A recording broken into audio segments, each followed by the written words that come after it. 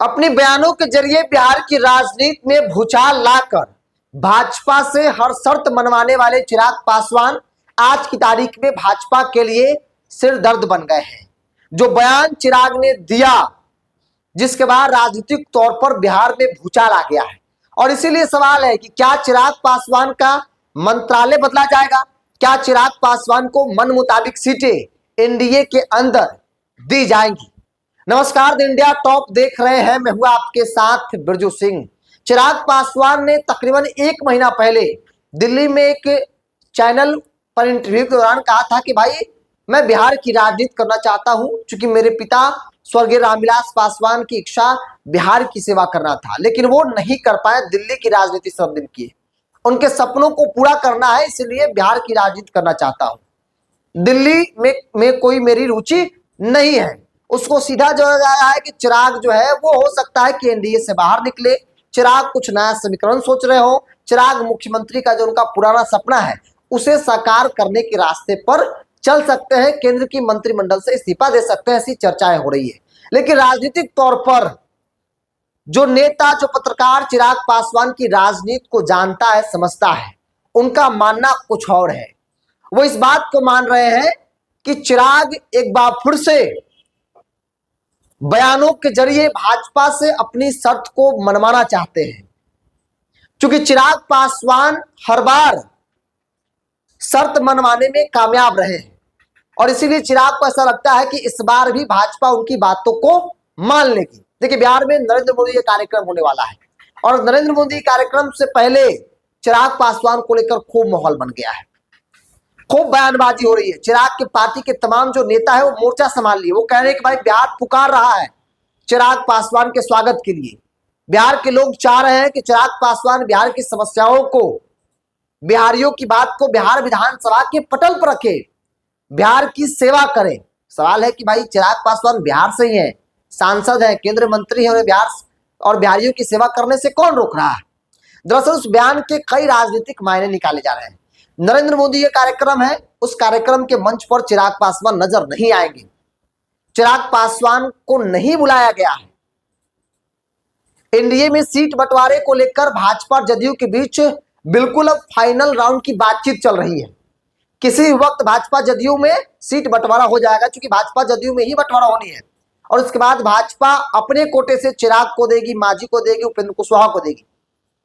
जितने सीटें भाजपा को मिलेगी, 100-105 सीट जेडीयू लड़ेगी, बाकी सीट भाजपा को मिलेगा, और भाजपा अपने सहयोगी दलों को अपने में एडजस्ट करेगी। अब देखिए, इस राजनीतिक 2 मायने निकाले जा रहे हैं चिराग के बयान के।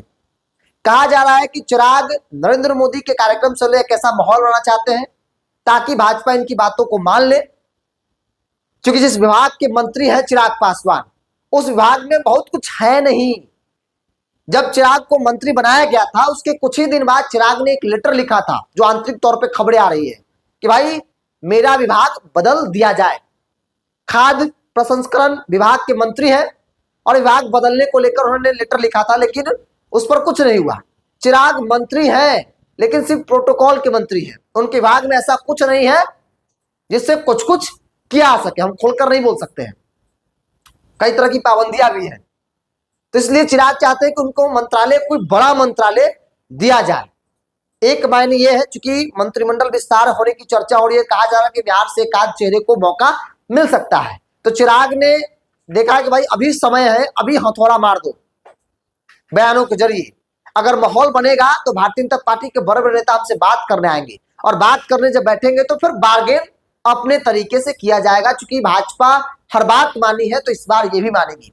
एक की मंत्रालय चिराग चाहते हैं कि अपना मंत्रालय बदलना, दूसरा है कि सीट को लेकर चिराग चाहते हैं कि कम से कम 40+ सीटों पर लोक जनशक्ति पार्टी रामविलास चुनाव लड़े।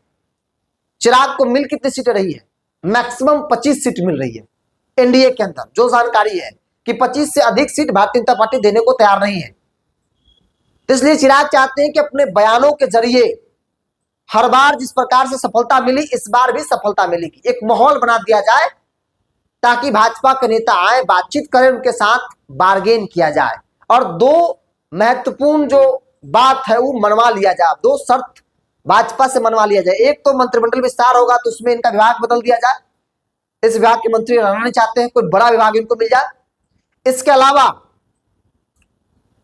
सीट बंटवारे में इनको सम्मानजनक सीटें मिल जाए। अगर ये दो बात मान ली गई तो सारा बिहार सेवा, बिहारी, बिहार फर्स्ट सब कुछ भूल जाएंगे चिराग पासवान, और फिर से नीतीश कुमार का जप रट करना जो है वो शुरू कर देंगे। तो राजनीतिक तौर पर जो पत्रकार है, जो नेता है, कई पत्रकारों से, कई नेताओं से हमने बातचीत किया कि भाई चिराग के इस बयान के मायने क्या है? क्या चिराग पासवान अकेले चुनाव लड़ेंगे? क्या चिराग पासवान प्रशांत किशोर कांग्रेस के साथ चुनाव लड़ेंगे? उन्होंने कहा कि नहीं, ऐसा बिल्कुल नहीं हो सकता है। रामविलास पासवान ने पहले गलती की, नतीजा क्या, परिणाम क्या हुआ, सभी ने देखा। वो गलती चिराग नहीं करेंगे।